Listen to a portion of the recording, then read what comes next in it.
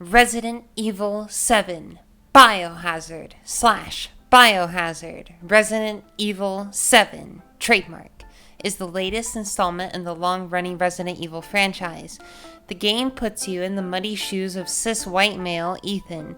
Unlike the many other protagonists of Resident Evil, Ethan isn't part of some SWAT team for zombie outbreaks or a genetically mutated superhero that can beat the shit out of flesh-eating undead with his bare hands.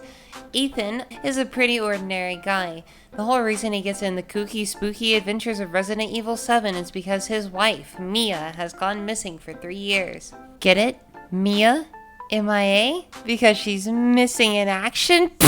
He receives an email from her, but it turns out she's fucking possessed by this little girl from the Fear series.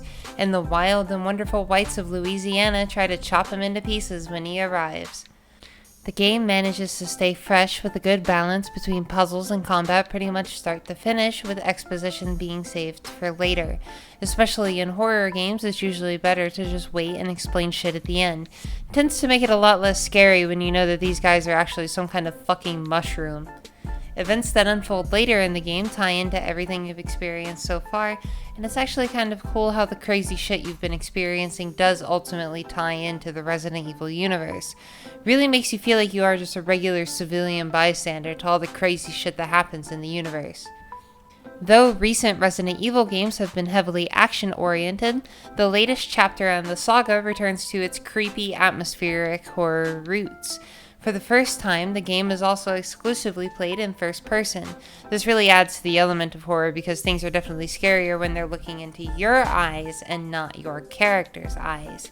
The enemies also feel pretty fucking spooky again, considering you're physically much weaker and your arsenal definitely isn't as cool as theirs.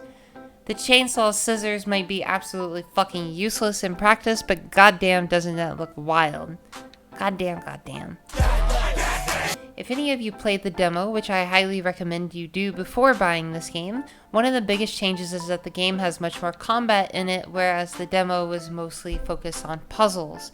It's not particularly challenging, but it definitely feels more fun than in the demo where you can't even kill the basic plebeian enemy.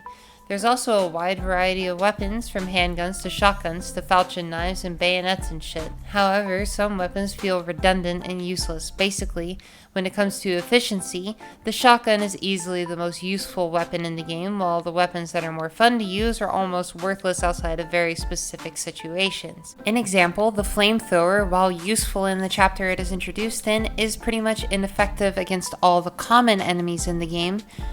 The machine gun is limited to only the endgame chapters, and the 44 Magnum and grenade launcher have high single-shot damage, though low DPS, and the ammo is rarer than a sober Seth Rogen.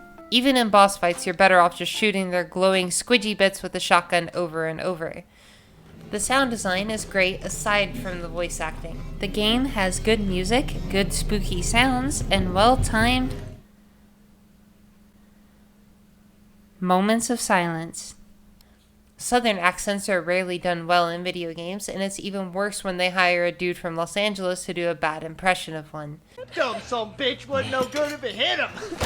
Yes. The accents are laughably bad, which really pulls you out of the experience from time to time. The lip syncing also seemed a bit off from time to time, which I guess is understandable considering that this game was made by Japanese child labor. Poor little guys. The levels, while visually boring at times, really flow together well. The game saves you on doing a shitload of backtracking like the classic games by conveniently giving you items that will open doors right in front of you. I just wish that the entire game didn't take place in the same dirty fucking swamp. They change it up by adding random props to decorate the same wood floors and peeling wallpaper and piers and docks, but it doesn't really feel very different. In the ending sequence, there was a time where I literally walked into one area and then walked out at an identical area. Seriously, how the fuck are you supposed to tell these two areas apart? Not to mention that any area infested with the game's enemies will have this goopy black shit all over the walls, which makes it look just like all the other areas that have enemies in them that have goopy black shit all over the walls. Resident Evil actually turned out to be a pretty welcome surprise. I didn't really care too much for any of the other Resident Evil games that I played. I went in with low expectations and it exceeded them, though there are still obviously areas that could be improved upon. I actually didn't even have very much interest in actually buying this game until I came up with the idea to do this review video.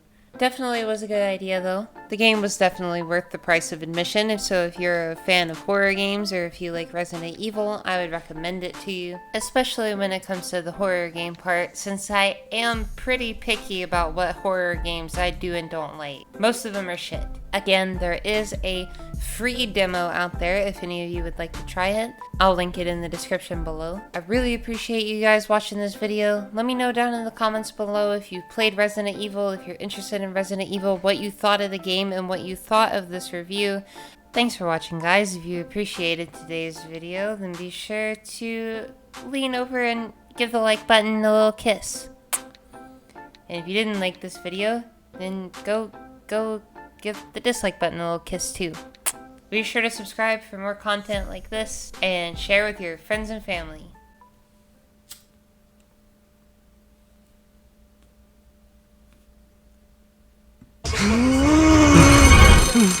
God damn it! I bet it's that cop again. Goddamn pigs! Fuck the police coming straight from the underground. A young nigga